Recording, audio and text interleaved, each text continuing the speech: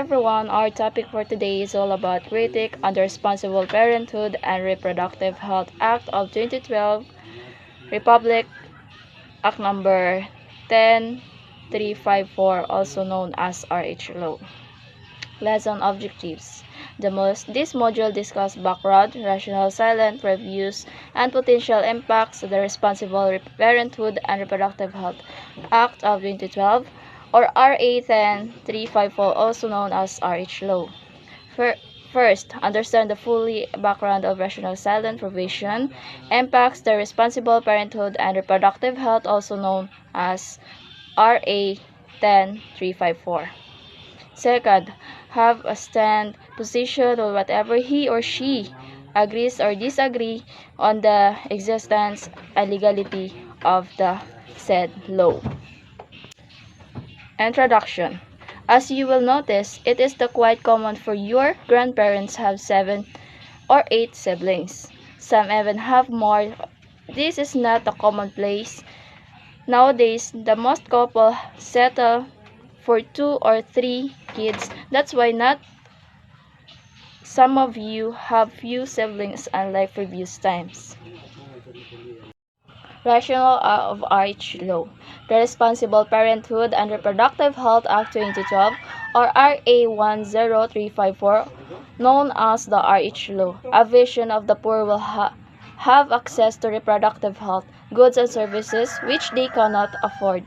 With this law, the poor will be likely have sufficient access to the information about the proper use of effectiveness of the RH product, the failure of the market of RH goods and services to each marginalized woman capitalized the Philippines government to step in and initiate measures to address this occurrence.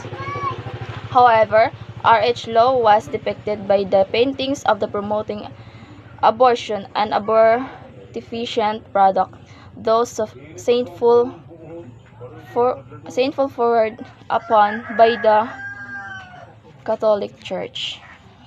RH Law. The main purpose of RH Law is to provide universal and free access to modern contraceptive methods, mandates age and development appropriate reproductive health education in the government schools, and recognize a woman's rights to post-abortion care in the Philippines as part of the right to reproductive health care. That is the main purpose of RH Law. In RH Law, there are 12 elements. These are the elements of RH Law. First, family planning and formation and service. Second, maternal infant child health and nutrition, including breastfeeding. Third, prevention abortion and management of post-abortion complication. Fourth, adolescent and youth reproductive health guidance and counseling. Fifth, prevention and management of reproductive tract infection, or should know as HIV or AIDS.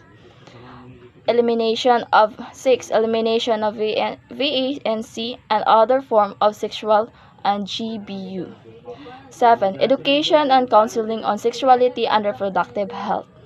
8. Treatment of breast and reproductive tract cancer and other logic condition and disorder. 9. Male responsibility and involvement and men's RH. 10. Prevention and treatment and manage of fertility and sexual dysfunction. 11. RH education for the adolescents.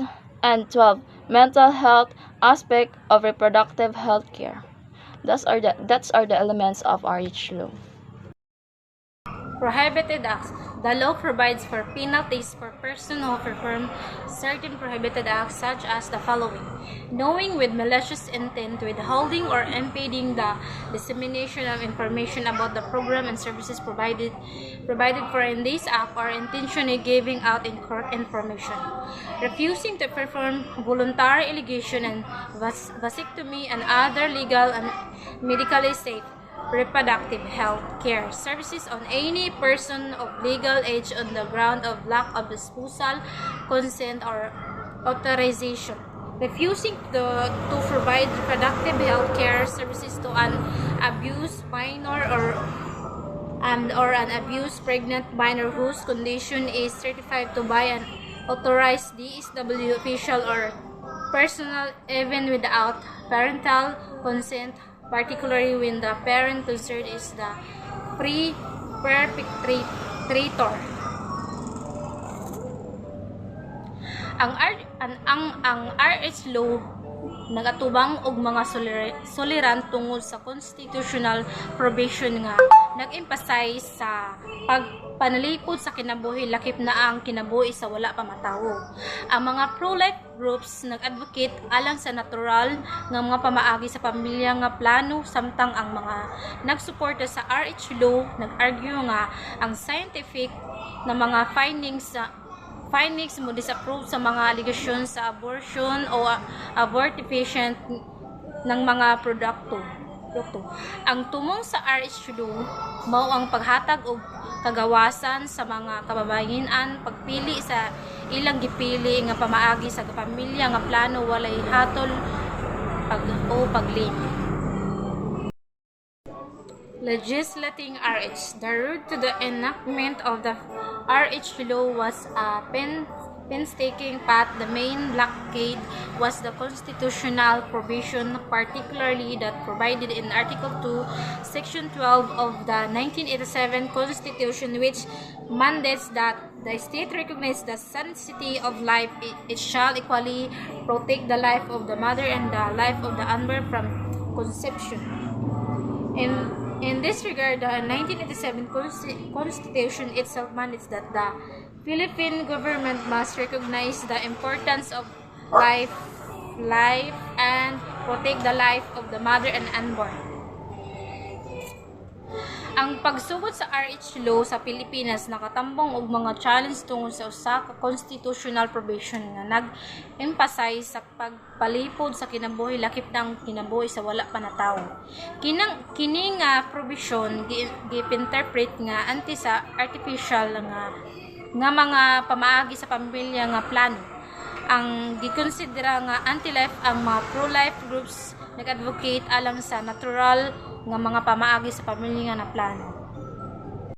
The long political battle talks about a unified productive policy has been remade the respect of the Philippines government way back to the 1960 with creation of Population Commission as a mixture of population control to manage high.